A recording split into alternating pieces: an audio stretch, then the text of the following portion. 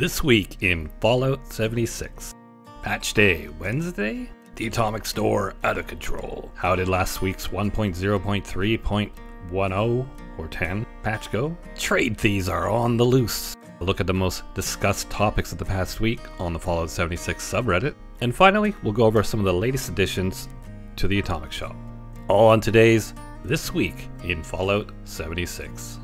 Hello folks, Josh from 1047 here with a new feature that is going to touch on some of the larger topics about the game from the previous week and maybe speculate on things to come. I don't know, I'm making this up as I go.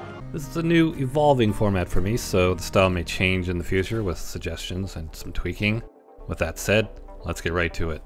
On Twitter today, Bethesda support announced that the servers would be coming down tomorrow at 7:30 AM EST for an update and maintenance. Last week, after the 1.0.3.10 patch, the team said they'd hoped to have one more out before the Christmas break and New Year's, and this might be it. The rumor is it's hopefully some sort of Christmas event. What's this?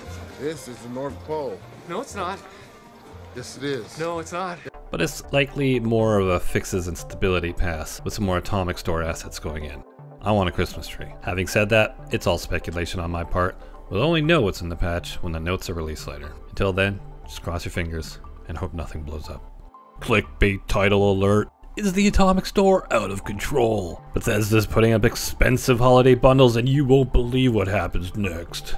But in all seriousness, there's been a rising tide of opinion against the cost of items in Fallout 76's Atomic Store. When we were flush with atoms after launch and most things cost 200 to 600 atoms, you didn't really notice it as much. But now that we're getting skins and bundles that range from 1,000 to 2,000 atoms, it's getting more attention. Yeah, the Blackbird skin was cool, but is it $15 to $20 cool? The Santa dress-up bundle is $25 Canadian. Now you're looking at it harder and all those furniture pieces cost you $5 each. The new Fat Man skin is $10. Is this all too much? And if it is, how does a company as big as Bethesda back off of it? Do they reduce prices? Add more atoms to the bundles? If there is to be a fix, it needs to happen fast, or people buying now are gonna feel like they're getting robbed.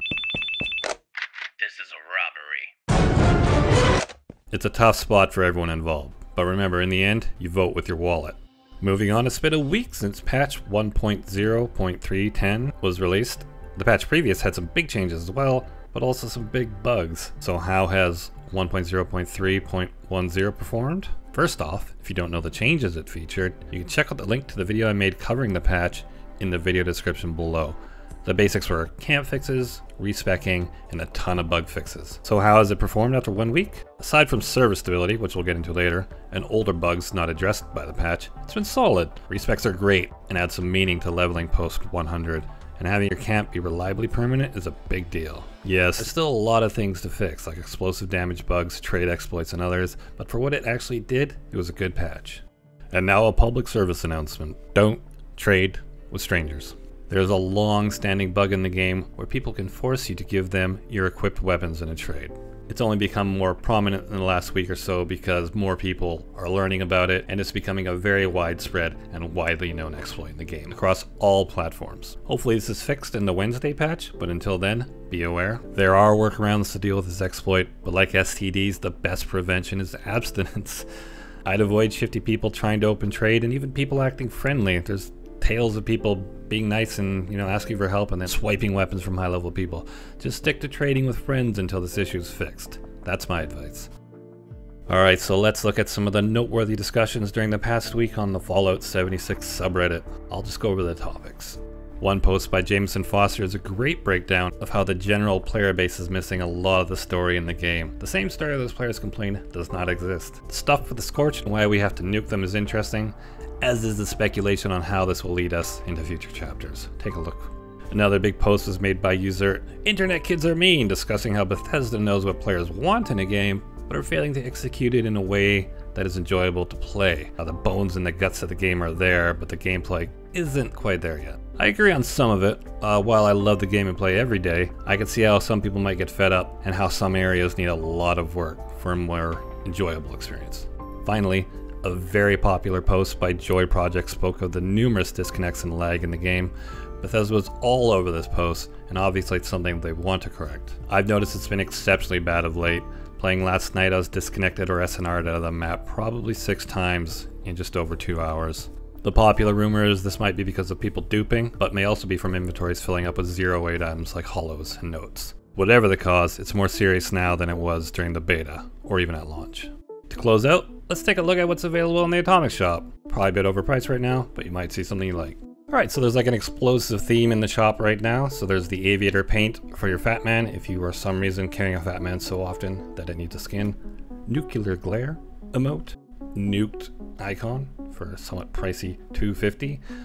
The Megaton hairstyle I kind of like, 600 bucks, or 600 atoms rather. Doesn't seem too much for a haircut that is such a statement. And of course the antler headbands, which will probably be close to being taken down by the time this video goes up, but they're still there for now.